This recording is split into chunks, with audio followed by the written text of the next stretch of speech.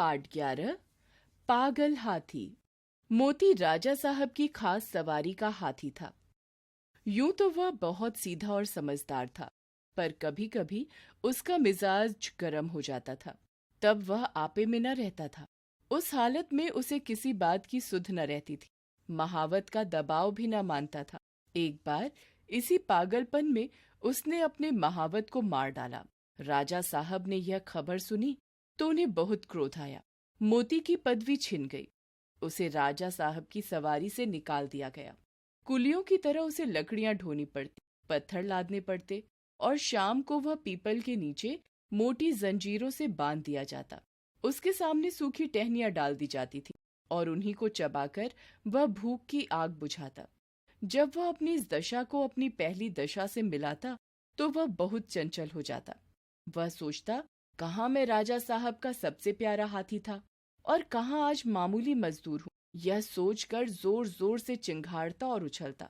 आखिर एक दिन उसे इतना जोश आया कि उसने लोहे की जंजीरें तोड़ डाली और जंगल की तरफ भागा। थोड़ी ही दूर पर एक नदी थी। मोती पहले उस नदी में जाकर खूब नहाया, तब वहां से जंगल की ओर चला गया। इधर राजा साहब के आदमी उसे पकड़ने के लिए दौड़े, मगर डर के मारे कोई उसके पास न जा सका। जंगल का जानवर जंगल में ही चला गया। जंगल में पहुंचकर मोती अपने साथियों को ढूंढने लगा। वह कुछ दूर और आगे बढ़ा तो हाथियों ने उसके गले में रस्सी और पांव में टूटी जंजीर देखी। उन्होंने उससे मुंह फेर लिया। उसका हाल तक ना पूछा। उनका शायद मतलब था कि तुम गुलाम तो थे ही, अब वफादार भी नहीं रहे। तुम्हारी जगह इस जंगल में नहीं है।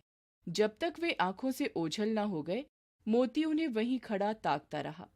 फिर न जाने क्या सोचकर वहां से भागता हुआ महल की ओर चला।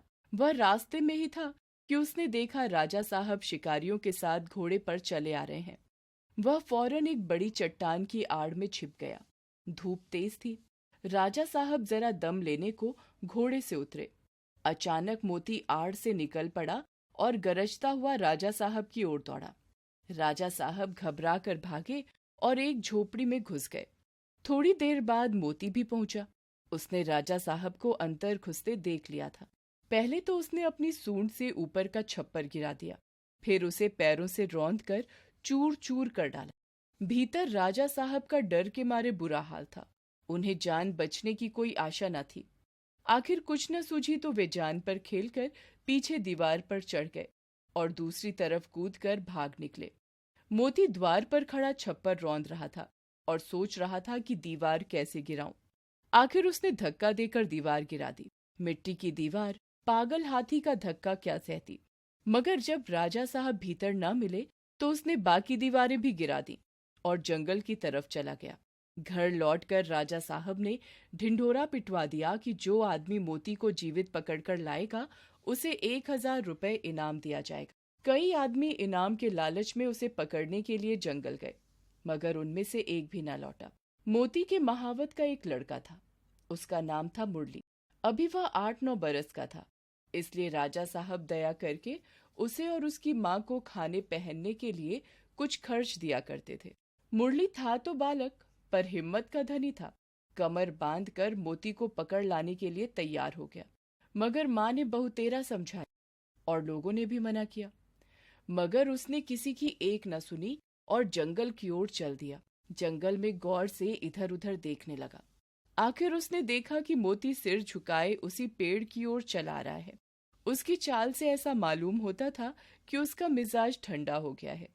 ज्यों ही मोती उस पेड़ के नीचे आया, मुरली ने पेड़ के ऊपर से पुचकारा, मोती।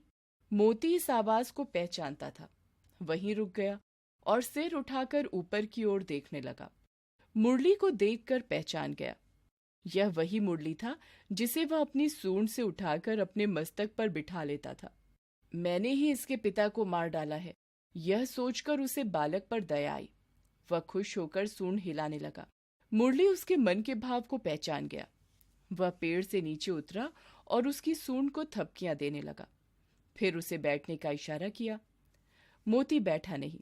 मुरली को अपनी सूंड से उठाकर पहले की तरह ही अपने मस्तक पर बिठा लिया और राजमहल की ओर चला।